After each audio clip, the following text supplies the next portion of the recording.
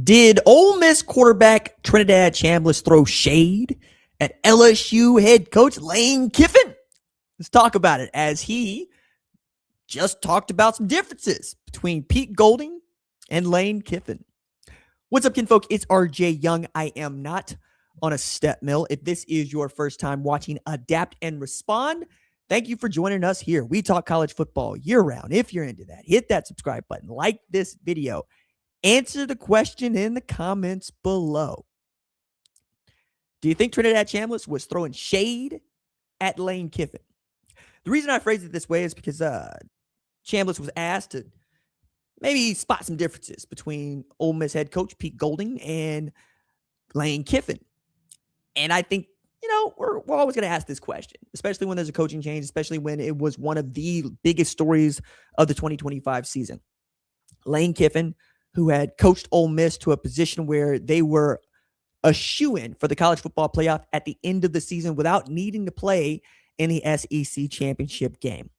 Lane Kiffin, who let the drama unfold for 2 consecutive weeks as to whether or not he would stay as the head coach at Ole Miss or take the job offered to him as the head coach at LSU.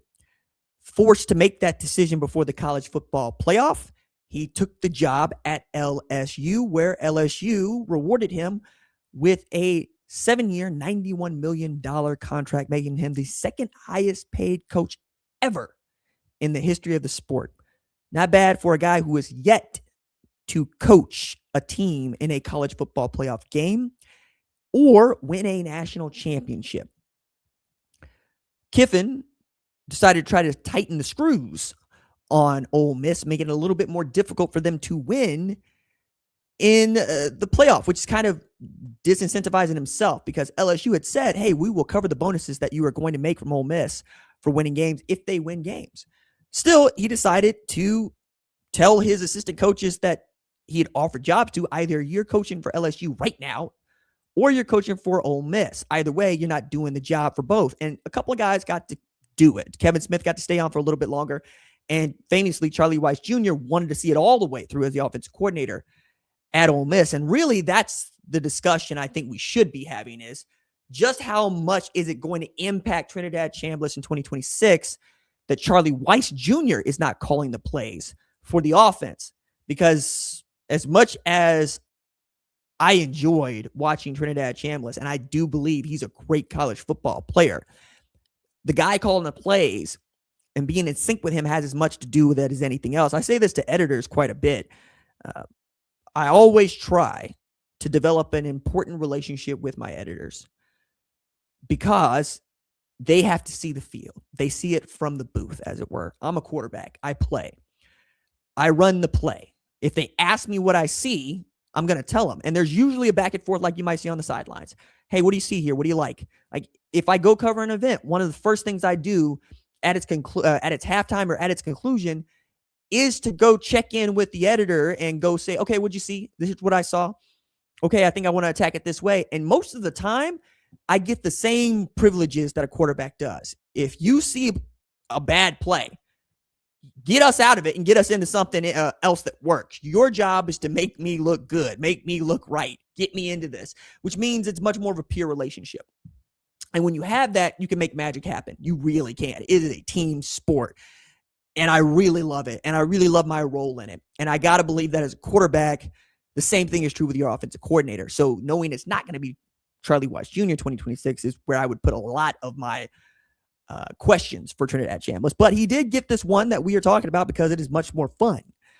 And he did say, look, the personalities are a little different than our old coach and Coach Golding. I'd say, talking about Golding, he's more of a team guy. We really value leadership. Whatever he says, he shows you faster than I can tell you. He leads by his actions, and we really appreciate that. First, the shade, talk about our old coach. I got to think about this, right? And even I've done it in the past, and I'm going to need to check myself on it because it's passive-aggressive as hell. And I'm an aggressive kind of dude. So when I catch myself doing it or somebody else says it, I immediately repent. My bad. Call it what it is. So when people do not want to say Donald Trump's name, President Trump, any of those things, I am less enthusiastic that they have something political to say, although they might. And it's more like, can we not address these things by what they are and call them by their names? Politically correct, obviously, right? I'm not out here saying throw around slurs. I am saying that the President of the United States is still a distinguished title. And we use the last name. We go President Trump. We don't go, what is it people say? DJT, right? I mean, or whatever. You know what I'm saying? There's ways to be disparaging. And Lord knows I've been at the business end of a lot of disparaging remarks, many from colleagues that don't know their assholes from their elbows. But the point there is, like, when you say old coach, I'm like, yo, dog, you can say Lane Kiffin. You can say Coach Kiffin. It's all right. You know, but this is getting back to the whole primal tribal nature of sports. You know, this is Ohio State going, we don't say Michigan round here. We say that team up north. On the one hand, I'm like, whatever floats your boat. On the other hand, I'm like, dog, can we grow up just a little bit? And you know what?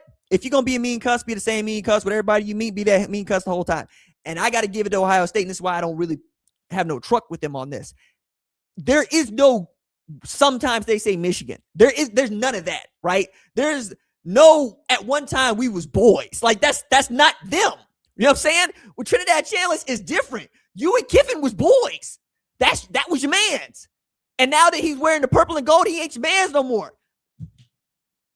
If that's how cut and dry you want to do it, that's fine. But that's as stupid as Cal Riley not wanting to shake Randy Rosarina's hands because he has Mexico on his chest and you got United States on your chest. Fool, y'all play 162 games in Seattle Mariners jerseys and dap him up. And that, you know what I'm talking about. Like, it became a way to troll him because you made it simple. Wasn't nobody going to give you no pushback on dapping up your mans. Everybody daps up their mans. This ain't the 70s. This ain't Bird and Magic. And even if it were, they played on the Olympic team together. Dap him up. You know what I'm saying? If you see him from across the way, that's still your mans. Well, you throwing shade? Yeah, he's throwing shade. He's throwing shade. But you know what? I ain't worried about Lane Kiffin. Lord knows he can throw shade back, and he gonna get it from a lot of other people. But I am saying, Pete Golden talking about I can show you about it before I can tell you. That's also a flaw. Coaches do not, I repeat, do not do their best leadership by showing. All right, man. When is the last time you saw a great head coach show you how to run the 40-yard dash? Nick Saban be out there. He be swiveling his hips and stuff and playing defensive back, but he ain't playing defensive back. He's telling you how to play. Nick Saban, who could give you a dissertation on why. All right, here's why we don't backpedal. Because it's true, they don't backpedal. Don't need to backpedal. You know what I'm saying? Like, you could trace the ball, you could trace the man, you can stay in the hip pocket. Technique is technique. Anyway, that is to say, yes, I think it was throwing shade. Yes, I think it will continue to happen. Yes, I think Ole Miss LSU will be one of the most highly anticipated regular season matchups in all of college football. And I think LSU might stomp a mud hole in Ole Miss and walk it dry.